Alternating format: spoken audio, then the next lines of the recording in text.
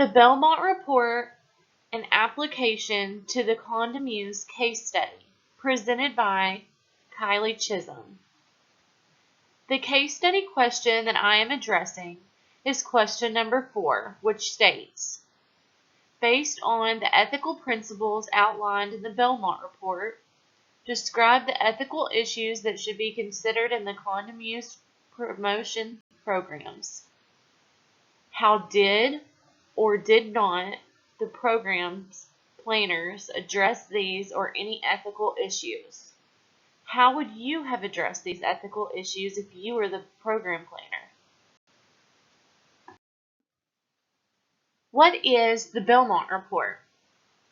The Belmont Report was created by the National Commission for the Protection of Human Subjects of Biomedical and Behavioral Research on April 18th of 1979. It is a summary of basic ethical principles and guidelines that assist in resolving the ethical problems that surround the conduct of research with human subjects. There are 3 principles to the Belmont Report, which consist of distinction between research and practice, a discussion of the 3 basic ethical principles, and remarks about the application of these principles. Part A. Boundaries between practice and research. Research and practice often occur together. Practice refers to interventions that are designed to enhance the well-being of an individual patient and that have a reasonable expectation of success by providing diagnosis, preventative treatment, or therapy. Research is an activity designed to test a hypothesis, permit conclusions to be drawn, and to contribute to knowledge. Research and practice may be carried together when research is designed to evaluate the safety and efficacy of a therapy. Boundaries between practice and research, an application of the condom use case study. The overall goals of the project were to reduce HIV incidence by increasing access to condoms, increase consistent condom use among the target population, improve access to proper treatment for sexually transmitted infections, and create demand for proper STI treatment. Improving access to proper treatment for sexually transmitted infections and creating demand for proper STI treatment is the area where practice and research in the case study overlap. Preventative treatment for those who already have an STI is a major necessity in southern India. And advising those who have been in physical contact with sex workers to get tested for HIV and STIs could save their lives. 3 basic ethical principles. Basic ethical principles can be described as general judgments that serve as basic justification for many ethical measures and assessments of human subjects. The 3 basic principles are respect for persons, beneficence, and justice. The first principle, respect for persons, includes 2 ethical beliefs. First, individuals should be treated as autonomous or free agents. And second, persons with limited autonomy are entitled to protection.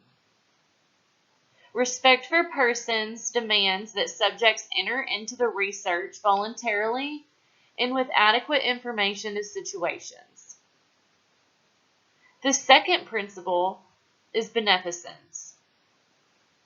Beneficence is making sure persons are treated in an ethical manner and by making efforts to secure their well-being by maximizing benefits and reducing potential harms. The third principle is justice. Justice can be described as fairness in distribution of burdens and benefits, or what the people participating warrant.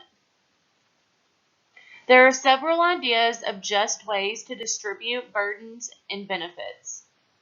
These ideas are: to each person an equal share, to each person according to individual need, to each person according to individual effort, to each person according to societal contribution, and to each person according to merit. 3 ethical principles and application. Part C, application. The first principle of application is informed consent. This requires that subjects be given the opportunity to choose what shall or shall not happen to them. The consent process consists of 3 elements: information, comprehension, and voluntariness. Information about risks should never be withheld for the purpose of eliciting the cooperation of subjects, and truthful answers should always be given to direct questions about the research.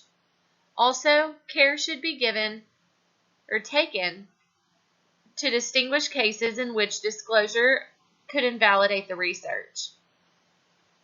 Comprehension can be described as the manner in which information is conveyed to the subject and their ability to understand the information and potential risks that could be involved. Voluntariness is an agreement to participate in research, which constitutes a valid consent only if voluntarily given. The second principle is risk-benefit assessment. This presents an opportunity and a responsibility to gather systematic and comprehensive information about the proposed research. The term risk refers to the possibility that harm may occur. The term benefit refers to something of positive value related to health or welfare. Risk to the subjects must be outweighed by the sum of both the anticipated benefit of the subject and the anticipated benefit to society in the form of knowledge to be gained from the research. The third principle is selection of subject research. This is the principle of justice that gives rise to moral requirements and that there be fair procedures and outcomes in the selection of research subjects. There are 2 levels to this: social justice and individual justice. Social justice requires the distinction be drawn between classes of subjects that ought or ought not to participate in any particular kind of research. Individual justice requires that researchers exhibit fairness. They should not offer potentially beneficial research only to some patients who are in their favor, or select only undesirable persons for risky research. Application and how it's applied to the condom use case study. Number 1, informed consent. The program was done on a voluntary basis, and those partaking in the program were allowed to come and go whenever they wished. 2, risk-benefit assessment. There was a fair balance between the 2. The harms were likely to be reduced if the individual partook in consistent condom use, and the benefit of that was with consistent condom use, there will be a reduced risk of getting an STI. 3, selection of subjects of research. The selection was done on a basis of the highest sex work activity and the highest rate of HIV infection in southern India. How would I address these ethical issues as a program planner?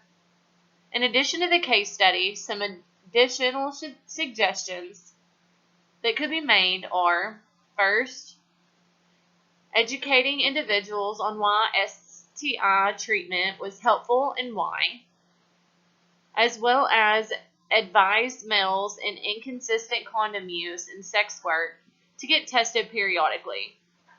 This can help to save their life.